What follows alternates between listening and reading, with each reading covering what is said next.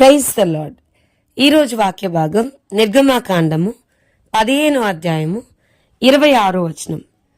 నేను స్వస్థపరిచి యెహోవాను నేనే. ఈరోజు ఈ వాక్య భాగం ద్వారా దేవుడు మనతో మాట్లాడుతున్నాడు. ఈ నిర్గమాకాండం 15వ అధ్యాయం 26వ వచనం చూస్తే నేను స్వస్థపరిచి యెహోవాను నేనే అని ప్రభు తనని తాను అడ్రస్ చేసుకుంటా ఉన్నారు. మనం ఆరాధన చేసే దేవుడు యెహోవా రాఫా కూడా, ద గాడ్ హూ హీల్స్, మనల్ని స్వస్థపరిచే దేవుడు. అతడు పొందిన దెబ్బల చేత మనకు స్వస్థత అని వాక్యం చెప్తుంది. డైరెక్ట్గా గొల్గోతా కొండ మీద ఆయన సిలువ వేయబడకుండా దారి మధ్యలో ఆయన భయంకరంగా నాగలి చాళ్ళవలే ఆయన వీపు దున్నబడ్డం మనం చూస్తున్నాం.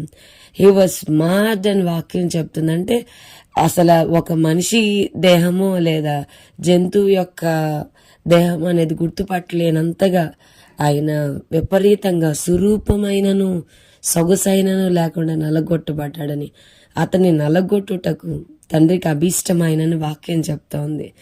సో ఎన్నో దెబ్బలు, ఆ దెబ్బల ద్వారా మనకు స్వస్థతని కలిగించాలి అని ఆయన సిలువలో he has paid the price. నేను స్వస్థపరిచి యెహోవా నేనే అని ప్రభు చెప్తున్నారు. బైబిల్ గ్రంథంలో ఎంతో మందిని ఆయన స్వస్థపరుస్తూ వచ్చారు. సో మన జీవితంలో కూడా దేవా నీ యొక్క స్వస్థత కార్యాలు, నీ యొక్క అద్భుతాలు బైబిల్కి మాత్రమే పరిమితం అయిపోకూడదు. నా జీవితంలో కూడా మీరు యెహోవా రాఫాగా మిమ్మల్ని మీరు ప్రత్యక్షపరచుకోండి. బైబిల్లో దేవుడికి ఒక్కొక్కరు ఒక్కొక్క పేరు పెట్టారు. వారు ముందు తరాలకి నీ దేవుడు ఎవరు అంటే హాగరు, ఆయన ఎల్రోయి, ఆయన చూచుచున్న దేవుడు అని పరిచయం చేసింది కదండి. ఒక్కొక్కరు ఒక్కొక్కలాగా. అబ్రహాంని అడిగితే ఆయన యెహోవా ఈరే అన్నీ చూచుకొనివాడు అని పరిచయం చేశాడు. ఇంకొకరు యెహోవా నిస్సి అని. వారి దేవుణ్ణి ముందు తరాలకి, భవిష్యత్ తరాలకి ఆయన ఏమై ఉన్నాడో పరిచయం చేస్తూ వచ్చారు కదండి. సో ఇశ్రాయేలీలు కూడా మీరెందుకు పొంగని రొట్టెలు తింటారనంటే దేవుడు మమ్మల్ని ఈ ఐగుప్తు నుంచి కనానికి ఏ విధంగా నడిపించాడు దాన్ని వివరించడం కోసం మేము ఈ పొంగని రొట్టెలు తింటున్నాం. వారి పిల్లలకి అలా పరిచయం చేయమని దేవుడు చెప్పాడు. సో మనం కూడా ప్రభా నేను కూడా నీకు యెహోవా రాఫా అని అనుభవపూర్వకంగా నీకు కూడా పేరు పెడదాం అనుకుంటున్నాను. నా జీవితంలో మిమ్మల్ని మీరు యెహోవా రాఫాగా ప్రత్యక్షపరచుకోండి అని మనం ప్రార్థన చేస్తే కదండి. కుష్ఠరోగస్తుడు ఒక అతను యేసు దగ్గరికి వచ్చి, అయ్యా నీకు ఇష్టమైతే నన్ను శుద్ధినిగా చేయమని.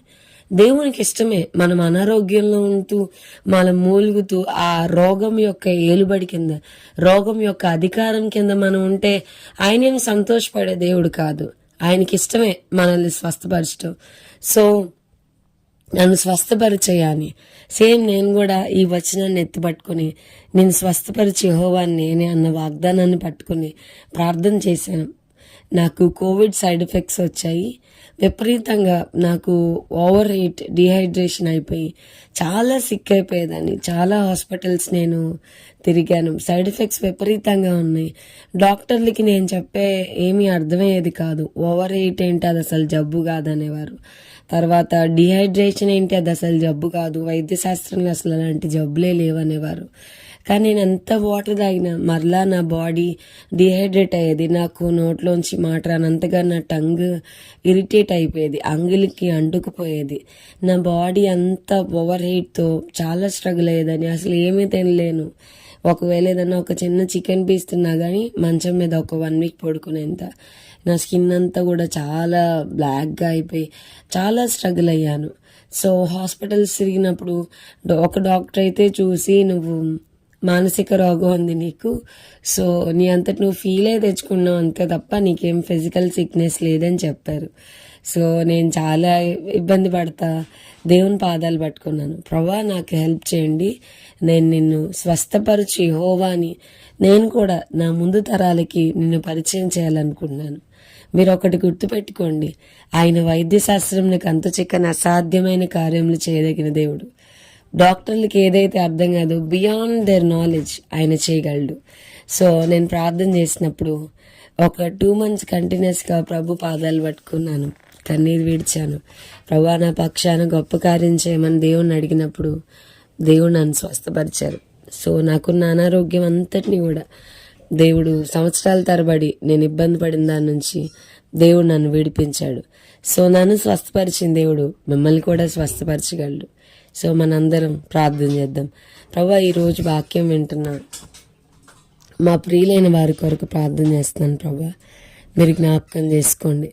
దేవా, దయచేసి ఎవరెవరు ఏ అనారోగ్యంతో ఈ వాక్యాన్ని వింటున్నారో వారి ప్రతి రోగం నుండి వారు మీరు విడిపించండి. వారి జీవితాల్లో కూడా మీరు స్వస్థపరిచి యెహోవాని మిమ్మల్ని మీరు కనపరుచుకోమని ఈ వాక్యం వింటున్న ప్రతి ఒక్కరి కొరకు ప్రార్థన చేస్తూ యేసు నామమున అడిగి వేడుకొంచున్నాం తండ్రి. Amen. God bless you and have a blessed day.